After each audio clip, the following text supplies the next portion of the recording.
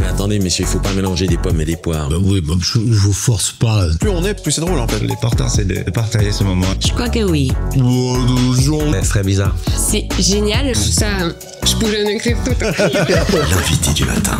Du 2 au 27 juillet prochain, la Suisse deviendra le centre du football féminin européen en accueillant l'Euro féminin. 8 villes hôtes, dont Genève et Sion, côté roman, recevront les meilleures équipes nationales du continent. Au-delà de l'enjeu sportif, cette compétition représente une étape historique pour la visibilité du football féminin en Suisse, en pleine croissance ces dernières années. Matchs intenses, ferveur populaire et ambiance internationale, tout est réuni pour faire de cet Euro une véritable fête. L'invité de notre émission, Johan Djourou, coordinateur sportif de l'équipe suisse féminine, est avec nous. Bonjour. Bonjour à vous. Et bienvenue. Merci beaucoup. Merci d'être aussi matinal. Ouais, c'est comme ça va avec le job. Merci d'être là en tous les cas pour nous parler effectivement de cet Euro féminin qui est très attendu, Mike Perez. Ouais, parce que le foot féminin, c'est vrai que ça fait déjà des années qu'on en parle, ça fait des années qu'on constate qu'il y a un véritable essor du foot féminin, mais là, cet Euro pour la Suisse, c'est un step gigantesque qui va être franchi. C'est historique dans le sens où justement la Suisse aura la chance d'accueillir un événement pareil. Ouais. On sait que le football féminin est en plein essor, on sait que beaucoup plus de joueuses aujourd'hui veulent jouer jeunes. Donc c'est un petit peu, on va dire, la plateforme pour montrer justement aux jeunes que c'est possible. Mais aussi, je pense ce qui est important, c'est d'avoir ces stars à qui on peut s'identifier. C'est ce qui manquait souvent avant dans le football féminin, c'est à qui s'identifier quand je suis une jeune fille. Est-ce que je dois m'identifier à chaque fois aux garçons? Non, là, les stars anglaises, allemandes, hollandaises, italiennes seront dans nos villes. Donc c'est pour ça aussi que je trouve que c'est une belle plateforme pour justement la continuité du football féminin. Mais on vise pas que les filles. Quand on dit foot féminin, ça doit intéresser tout le monde. Bien sûr, non, exactement. Je pense qu'aujourd'hui, prenons un peu l'événement, c'est-à-dire qu'un euro reste historique pour un pays. C'est-à-dire que quand tu reçois un euro, c'est comme si tu recevais les Jeux Olympiques ou une Coupe du Monde. C'est on va dire, un événement qui rassemble, un événement qui est festif. Et aujourd'hui, c'est vrai qu'on a besoin de tout le monde. C'est-à-dire que filles, garçons, familles, et c'est souvent ce qu'on retrouve aussi dans les stades. C'est souvent beaucoup de familles qui viennent ensemble au stade. C'est, on va dire, des fans différents que chez les garçons. Mais bien évidemment, on a besoin que tout le monde vienne au stade pour soutenir les équipes, c'est clair. Ouais.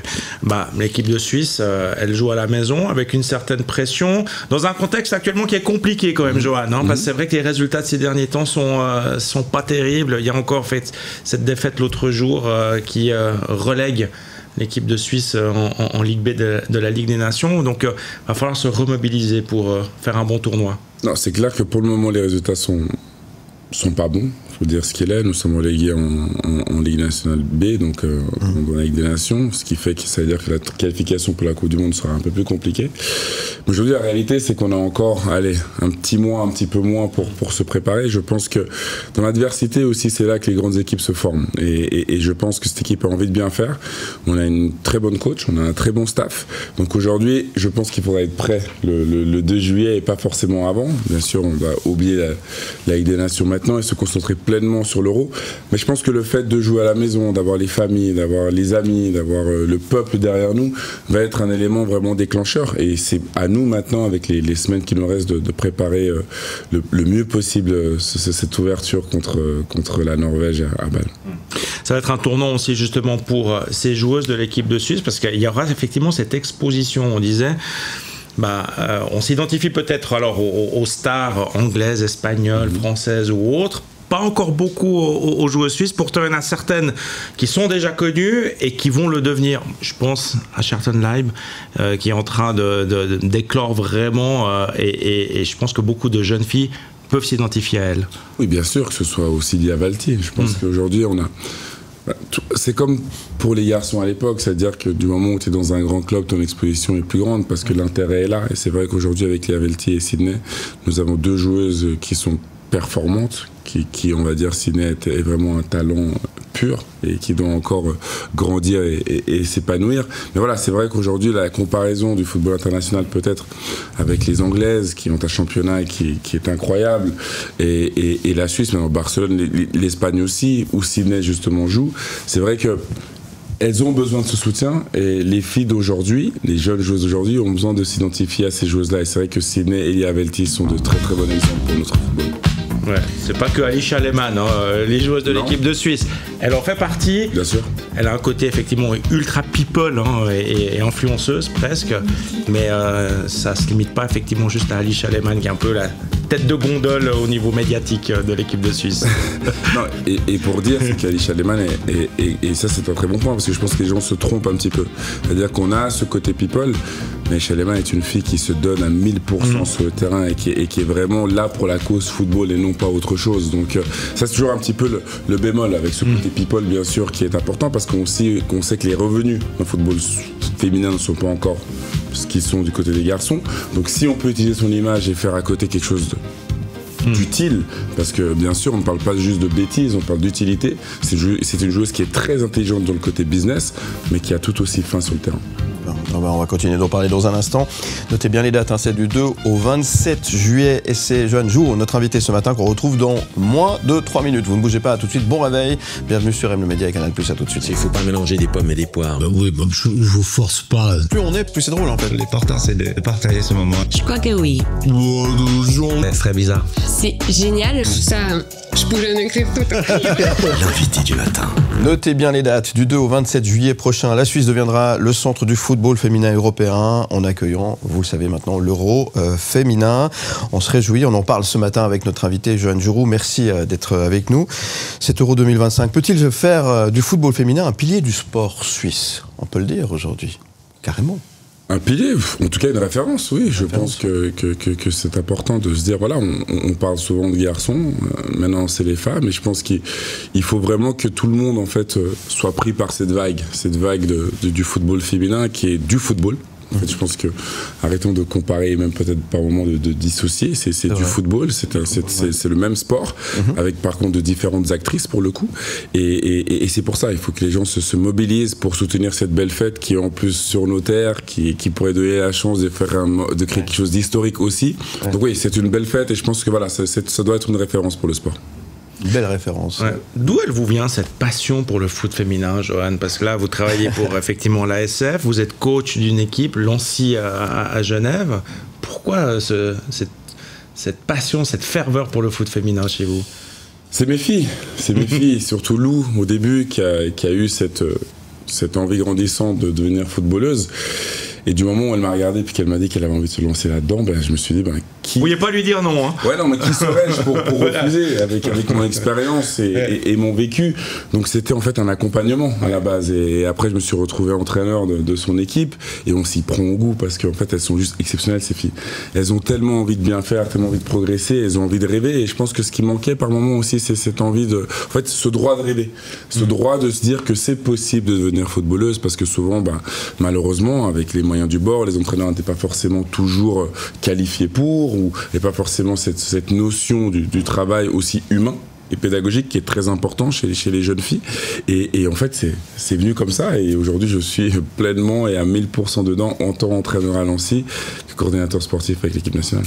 Aujourd'hui, c'est quand même plus facile pour les filles de se dire « je veux faire du foot » qu'il y a 10, 20 ou 30 ans. Ah, clairement, aujourd'hui, oui. Avec cet essor, avec ces taureaux, qui sont des moments qui vont rester des références. C'est vrai que aujourd'hui, les filles peuvent rêver. On a encore un peu de boulot, je pense, pour que les structures soient encore meilleures, pour que les gens qui soient qualifiés pour être entraîneurs des filles. C'est-à-dire que tout ce travail-là est dans le legacy. Ce qu'on a aussi en main avec l'ASF, c'est justement, parce qu'on parle de l'Euro, ce qui est magnifique, mais qu'est-ce qui se passe après? Et ça qui va être important. C'est-à-dire qu'on sait souvent qu'après les compétitions comme ça, il y a des creux. Nous, il va falloir qu'on soit bon dans ces creux, justement, pour continuer à avoir plus de gens qui viennent justement entre entraîneurs, arbitres, mais aussi des joueuses. On aimerait avoir plus de 800 000 joueuses en Suisse. Donc aujourd'hui, je crois que c'est à peu près 400 000 à 500 000. Donc on est en train vraiment de développer cet aspect-là pour avoir des infrastructures qui puissent accueillir toutes ces joueuses-là. Donc il y a un travail qui est continu, même après l'Euro. Ouais. Parce que aujourd'hui les filles elles osent aussi plus facilement dire j'ai envie de faire du foot. Avant il y avait quand même des clichés et des étiquettes qui collaient au basque des filles qui voulaient faire du foot. Aujourd'hui il y a quand même si c'est pas encore la panacée, il y a des infrastructures, il y a des équipes de jeunes qui existent déjà et c'est plus facile pour elles de se dire j'y vais, je me lance. Et comme ça devrait l'être. Ouais. J'ai envie de te dire, c'est vrai qu'aujourd'hui nous sommes dans un système où on aimerait que les filles aient les mêmes chances que les garçons. C'est-à-dire que pourquoi devoir commencer à 12 ans alors qu'un garçon peut-être commence à 6, 7 ans. Donc c'est vrai qu'aujourd'hui, voilà, la possibilité que les filles commencent plus tôt est là. Et il faut qu'elles la saisissent, parce que c'est vrai que c'est aussi un investissement, c'est du temps. Mais comme je dis, elles le méritent, parce que c'est le sport, c'est le football qui est un sport pour tout le monde. Donc aujourd'hui, je suis content et fier de savoir que les filles ont ces mêmes opportunités que les garçons de commencer plus tôt, mais que surtout aussi, on va dire que les structures sont bien meilleures qu'elles étaient auparavant. Il dit quelque chose d'intéressant juste tout à l'heure, là, hors antenne. On n'accompagne pas, on n'entraîne pas les filles de la même manière que des garçons. Il y a un côté plus pédagogique.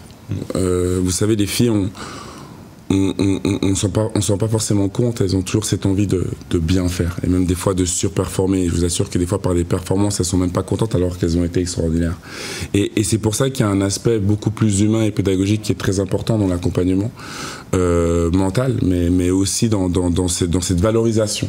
Du fait de valoriser ces jeunes filles, à les pousser à continuer à progresser, même quand elles font des erreurs, à continuer à les encourager et ne pas forcément être trop dur. Il y a en fait un équilibre à avoir entre être dur et juste et être dans l'accompagnement. Et je pense que c'est ça qui est très important avec les filles, c'est vraiment de les valoriser, de leur donner le temps de progresser. Bon, voilà, ça commence le 2 juillet. Le mot d'ordre, Johan, c'est de dire aux gens, allez voir ces matchs de foot. On a l'occasion d'avoir les meilleures joueuses au monde.